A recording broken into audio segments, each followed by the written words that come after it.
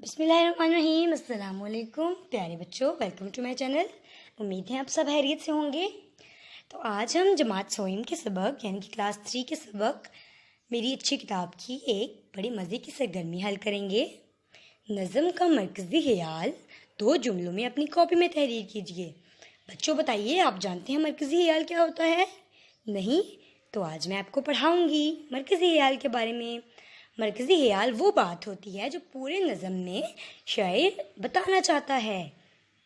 دیکھیے، نظم مرکزی خیال کسی بھی تحریر کے ذریعے لکھنے والا پڑھنے والوں کو جو اہم بات سمجھانا چاہتا ہو اسے تحریر کا مرکزی خیال کہتے ہیں۔ یاد رکھیے، مرکزی خیال ہمیشہ مختصر الفاظ میں لکھا جاتا ہے۔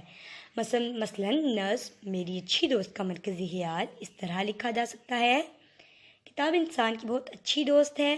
کتاب انسان کو اچھی اچھی باتیں سکھاتی ہے۔ دیکھا آپ نے، جو بات شاعر اصل میں نظم کے ذریعے لوگوں کو بتانا چاہتا ہے وہ ہوتا ہے مرکزی خیال، یعنی کہ وہ بات جس کے ارد گرد پوری نظم گھومتی ہے۔ یعنی کہ اچھی کتاب میں ہمیں یہی بتایا گیا ہے کہ کتاب ہماری دوست ہے اور وہ ہمیں اچھی باتیں سکھاتی ہے، لیکن شاعر نے اس کو اتنا لمبا کر دیا کہ یہ ایک پورے پیج کی نظم بن گئی۔ دیکھا آپ نے؟ تو چلیں ہم ایک بار نظم کو پڑھتے ہیں، پھر اس کا مرکزی خیال لکھیں گے۔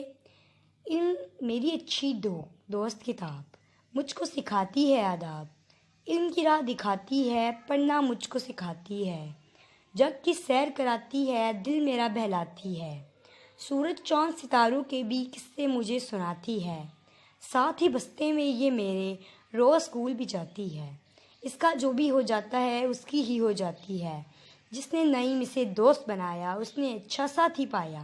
اینڈ پہ شاعر کا نام لکھا ہے نعیم الدین۔ تو دیکھیں، اس میں شاعر نعیم الدین نے صرف ایک بات بتانی تھی کہ کتاب ہماری دوست ہے، اور انہوں نے اسے پورے پیج کی نظم بنا دیا۔